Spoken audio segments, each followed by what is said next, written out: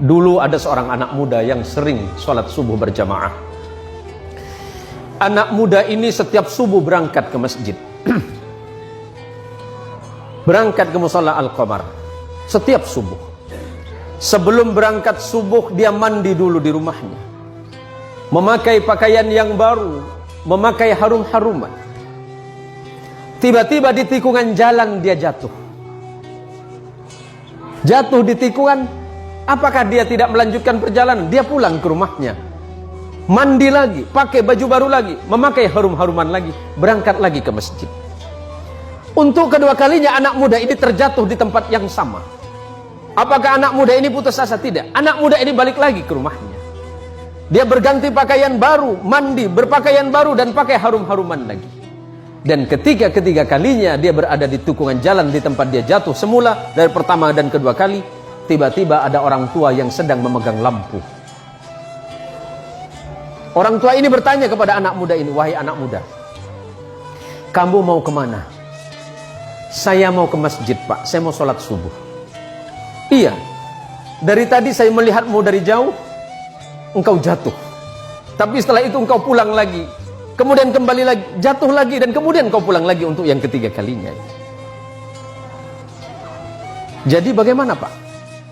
Takutnya kamu jatuh, saya antarkan kamu ke masjid." Diantarkan oleh orang tua ini pakai lampu tadi. Sesampainya di depan masjid, sesampainya di depan musalla Al-Qamar, anggap Al-Qamar. Sesampai di depan musalla, orang ini bertanya, "Anak muda, apakah kamu masih mau sholat?" "Iya, Pak." "Apakah Bapak mau sholat dengan saya?" "Tidak." "Kenapa Bapak nggak mau sholat, cuma mengantarkan saya?" "Iya, karena memang tugas saya hanya ingin mengantarkanmu ke masjid ini." "Bapak kenapa nggak mau sholat?" Orang ini berkata, "Karena aku adalah syaitan." "Kenapa, Pak? Kok bisa?" "Iya.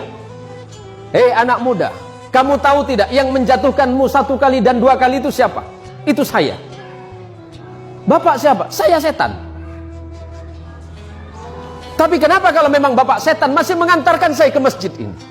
Apa jawaban setan? "Nak muda, ketika engkau tadi berangkat dari rumahmu dan aku jatuhkan di tikungan itu dengan harapan agar engkau tidak datang ke masjid, agar engkau tidak sholat berjamaah. Tapi ketika engkau pulang ke rumahmu, pada saat itu Allah mengampuni dosa kedua orang tuamu. Orang tuamu yang sedang berada di alam kubur, Allah ampunkan dosanya karena sebab engkau yang datang ke masjid."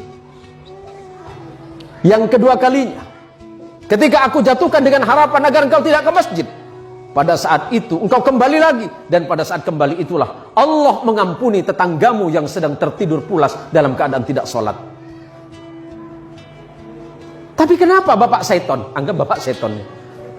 Ada namanya mirip, Pak? "Ya kenapa Bapak mengantarkan saya ke masjid? Kalau seandainya aku menjatuhkanmu ketiga kalinya dan tidak mengantarkanmu ke masjid, maka niscaya orang satu kampungmu itu diampuni dosanya oleh Allah karena sebab perbuatanmu." Masya Allah, anak muda yang datang ke masjid, anak muda yang datang ke musalla, apalagi kemudian datang ke musalla sebelum waktunya sholat, dia memperdengarkan adzannya, orang lain kemudian terbangun. Pada saat itulah Allah merasa sedang jatuh cinta kepadamu, wahai anak muda. Kalau Allah sedang jatuh cinta kepadamu, anak muda, apapun yang kau minta, Allah merasa malu jika tidak mengabulkannya.